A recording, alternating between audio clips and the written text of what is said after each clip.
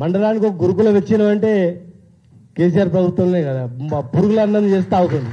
పురుగుల అన్నము చాలా నీళ్ళచారుతో తాగుతుంది. నీళ్ళచారు తాగి రోగాలు వచ్చి గజ్జలు వేస్తుండే.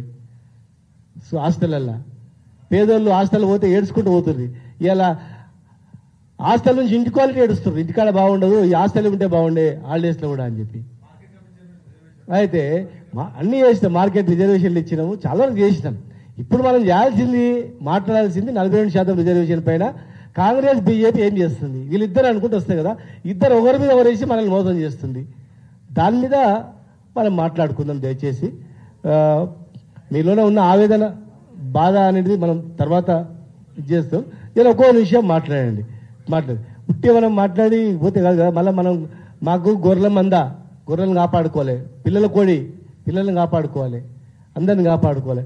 అంత చైతన్యం ఉంటే మరి ముందు ప్రజలను చైతన్యం చేసి ఓట్లు వేపియమనండి. ఇలా ఓటమి కారణాలు ఎవరు చూడండి. ముందు వాళ్ళని పోయి తనండి, ముందు వాళ్ళని పోయి గలబెట్టి అడగండి. ఎందుకురా ఈ జాతికి ఇంత చేసినావు కదా, మరి ఏం చేసినవురా, ఎందుకు ద్రోహం చేసినావు అని అడగండి. ప్లస్ ఒకటి ఏర్పాటు చేయండి, ద్రోహులను చేసిన వాళ్ళ మీద ఏమైనా మాట్లాడడానికి, చేయడానికి. మనం ఈరోజు ఎంతో అంత చేసినాం. కేసీఆర్ గారి నాయకత్వం మాకు ఫ్రీ ఇచ్చినందుకే ఆత్మగౌరవ భవనాలు ఇచ్చినాం, వైన్ షాపులు ఇచ్చినాం, గొర్రెలు ఇచ్చినాం, బర్రెలు ఇచ్చినాం, చేప పిల్లలు ఇచ్చినాం. ప్రతి కులానికి ఎంతో చేసినాం. ఈరోజు ఆర్థికంగా బలపడ్డాం. చదువుడానికి ఎంతో మంది విదేశాలకు పంపినాం.